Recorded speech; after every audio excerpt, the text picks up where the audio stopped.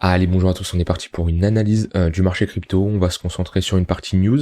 D'habitude, je fais plus de l'analyse technique, mais là, on va vraiment se concentrer sur pas mal de news, puisque c'est eux, actuellement, qui sont en train de diriger le marché. Et ensuite, je donnerai mon point de vue sur d'un point de vue technique. On verra aussi le côté order flow. Donc, d'un point de vue news, aux États-Unis, il y a l'inflation qui est tombée. On s'attendait à 8% d'inflation, et au final, on a eu un 7,7%.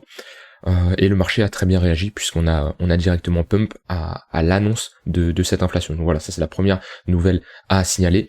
Il y a il y a SBF qui a fait un long trade que vous pouvez voir sur Twitter où il explique il explique qu'il est désolé, qu'il a clairement emmerdé et pourtant il voulait faire bien.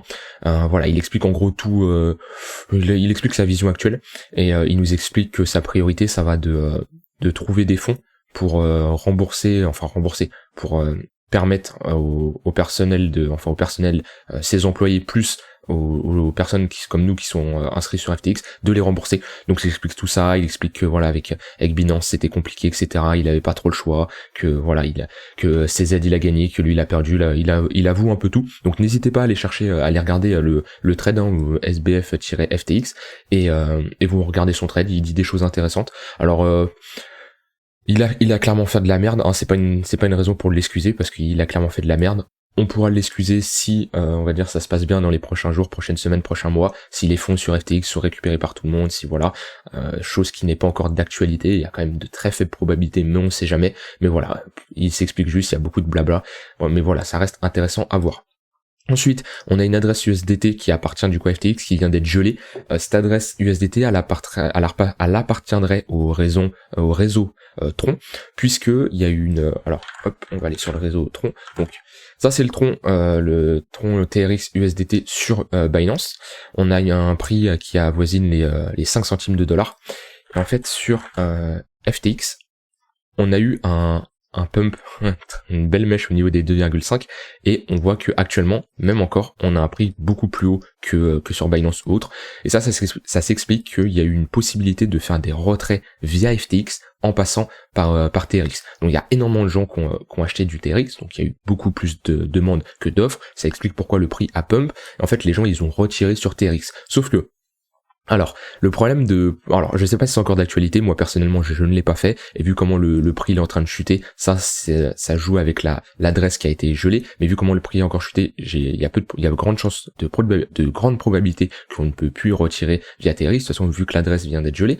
Mais en fait, comment expliquer pourquoi il s'est passé ça? Donc comme je l'ai dit, les gens ils ont acheté pour retirer, mais surtout, les gens en fait ils achetaient à un prix à 32 centimes, ils transféraient leurs fonds sur Binance ou autre et ils revendaient leurs fonds à 5 centimes. Donc en gros, ils avaient une bonne perte sur leur argent. Admettons que la personne elle a allé 10 000 $ à transférer, elle achète tous ses troncs à un prix de 32 centimes ou 25 centimes et ensuite elle les retransfère à 5 centimes, donc à la fin il lui reste peut-être 1500 $, 2000 $. Donc c'est toujours ça de récupérer, mais ça fait une bonne perte. Et si on récupère nos fonds sur FTX, je pense que les gens qui ont fait ça, ils s'en mordront les doigts. Donc après, je dis pas qu'ils ont raison ou ils ont tort. Moi personnellement, je n'ai pas cherché à le faire.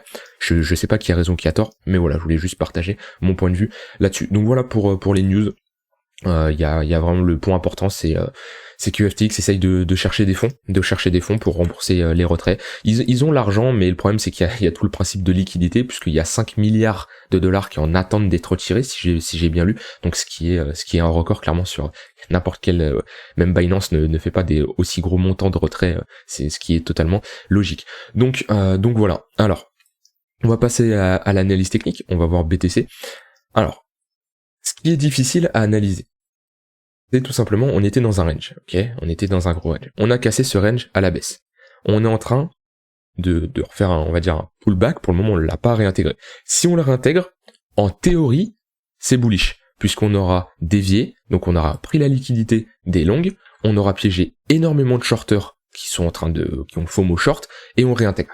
Théoriquement, c'est bullish. Maintenant, au vu de la situation, on peut penser que ça peut être une sorte d'exit pump, donc on va bien remonter pour clôturer des positions, pour permettre aux grosses institutions de sortir sur des grosses positions, et ensuite d'avoir une continuation baissière, et en plus de liquider les shorters et de piéger énormément de longues. Parce qu'il y a des zones d'imbalance à venir combler, le fait de pump comme ça, on a toujours des zones d'imbalance à venir combler, mais surtout, c'est vraiment le fait de liquider, parce que ça a FOMO short énormément. Si je vais sur l'order flow, on le voit ici, le prix il a bien chuté.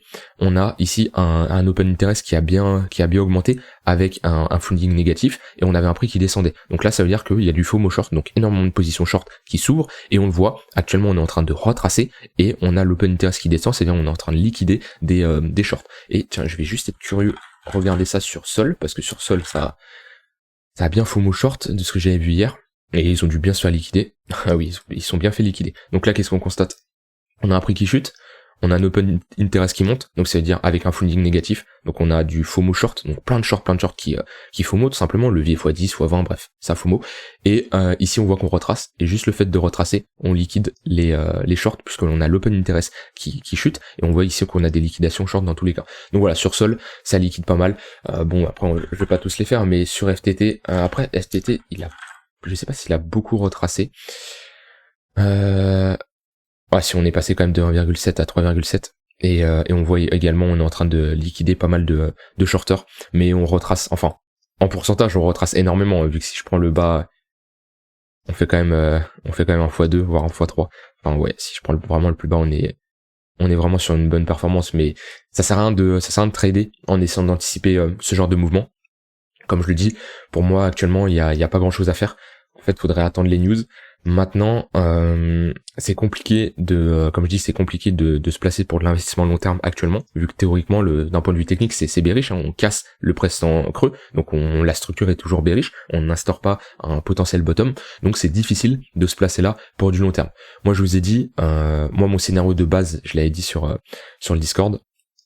Mon scénario de base, c'était un retour au niveau des 36 000 $, 37 000 $, pour aller chercher beaucoup plus bas, donc au niveau des 10 000 $, 10 000, 14 000 $. C'était mon scénario.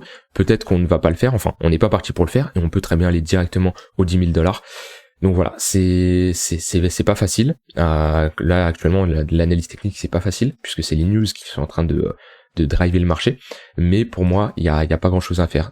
Si on réintègre, comme je dis, théoriquement c'est bullish, mais ça peut être sur un exit pump où on vient chasser les shorts pour avoir une continuation baissière. Moi, en tout cas, tant que les news ne sont pas, tant qu'il n'y a pas de nouvelles news qui sortent et qui sont positives, j'aurais aucune raison de me placer ici. J'attends clairement la validation d'une structure qui nous montre qu'on veut instaurer un bottom de marché. C'est un peu pareil sur toutes les altes. On a un Ether qui retrace bien, hein. On fait un plus 20% sur Ether. On a été chercher la zone de consolidation. D'ailleurs, je vais regarder si on a, hop, on a buté pile sur le poke. Ici, on a notre poke, donc c'est la zone où il y a le plus d'échanges dans ce range-là, et on voit qu'on a buté pile sur le poke. Donc en général, le poke c'est un gros support ou une résistance en fonction de comment on évolue. Et si je mets tout ce niveau-là, on a un poke, et là on est en train de buter sur le poke. Donc on est en train de faire un ping-pong entre deux pokes, et donc le poke qui est le point of control. Et on pourrait ici venir consolider pour combler cette zone d'imbalance là, enfin cette zone d'imbalance, c'est pas spécialement, enfin si on a une zone d'imbalance dans toute cette période là, donc si on pourrait venir combler clairement cette zone d'imbalance. Maintenant, comme je dis, l'analyse technique, là pour moi je me mets clairement en weekly.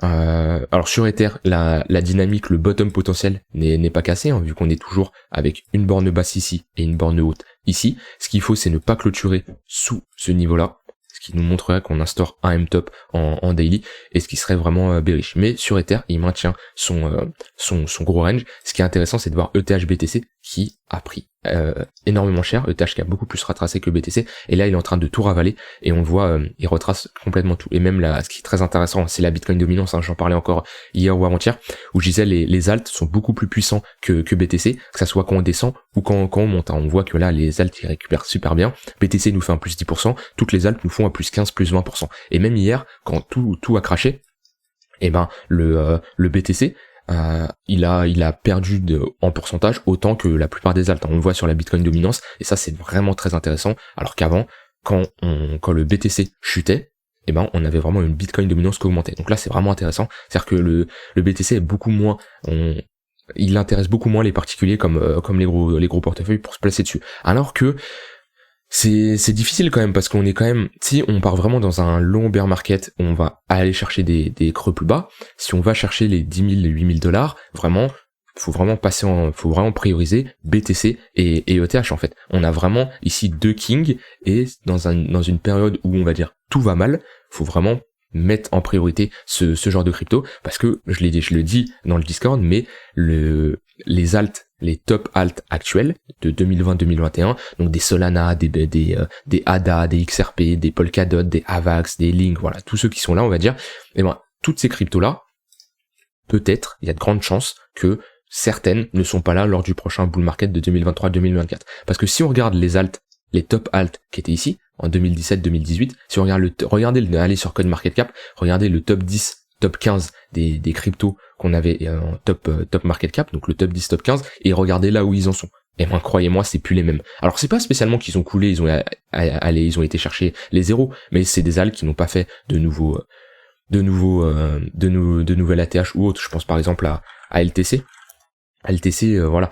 Alors, la performance est intéressante, hein. On reste sur des bonnes performances, on reste sur un x8, mais le but d'une alt, ça reste de surperformer le BTC. Et en fait, à partir du moment où vous faites un x8, alors que le BTC, il fait lui un x12, x14, bah, c'est ridicule. Autant avoir du BTC, on est d'accord. Donc, le LTC, par exemple, qui était dans le top market cap en 2017, 2017, et ben on le retrouve plus en top market cap ici. Alors il doit être peut-être 25e par là, mais on n'est pas sur un top 10 comme il était en 2017. Donc voilà, c'est ça que je voulais dire. Donc concentrez-vous sur BTC et ETH. Ça fait 365 jours. Je vais mettre ça, hop. Ça fait 365 jours qu'on est page de date, hop. Ça fait 365 jours qu'on est en tendance baissière. Et si je dis pas de bêtises, si je reprends, alors on va aller là, tac, si je reprends le bear market qu'il y a eu ici, on a fait notre bottom au bout de 365 jours également. Donc est-ce que c'est un signe, est-ce que les cycles se répètent, on n'a pas assez d'historique vraiment pour établir ça, on pourrait encore aller plus bas dans les 2-3 prochaines semaines, mais en tout cas, ce que je peux assurer, c'est qu'on est plus proche d'un bottom qu'un top. Vaut mieux se placer ici que se placer ici. Donc même si vous acceptez d'avoir un drawdown de 30-40%, et ben ça peut être intéressant de se placer ici. Maintenant, si vous avez un minimum de connaissances techniques, si vous faites du DCA, faites du DCA, même si je l'ai dit, je suis pas fan, mais si vous avez un minimum de connaissances techniques et que vous avez du temps aussi de regarder les charts, attendez qu'un vrai bottom se pose avec un magnifique W weekly. Alors là, les W weekly en général, c'est des structures bullish, et là c'est ce qu'il nous faut, c'est un W weekly pour instaurer une dynamique haussière. Voilà, j'ai un peu tout dit ce que j'avais à dire. Restez prudent. Si vous avez tout perdu sur FTX, hein, parce que bon, c'est pas encore perdu, parce que on va dire qu'il y a toujours un espoir de récupérer les fonds, mais essayez de noter les leçons que ça vous donne. Bah, restez toujours sur un cold wallet, prenez une ledger.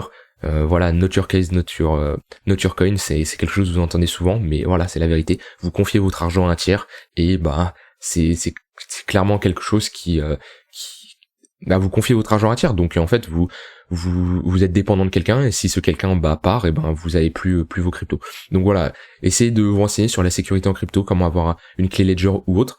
Et voilà, j'ai dit tout ce que j'avais à dire. Restez prudent sur les marchés, attention à ne pas FOMO, que ça soit long ou short, hein, parce que là le fait de réintégrer, il y a peut-être des gens qui vont dire ok c'est bon, c'était la dernière phase baissière, on achète, etc., alors que c'est peut-être le cas, et on va piéger énormément de monde, parce que là on est dans une zone d'incertitude, tout le monde s'attendait qu'on continue plus bas alors qu'on remonte, et imaginons le marché il fait ça, qu'est-ce que vous faites?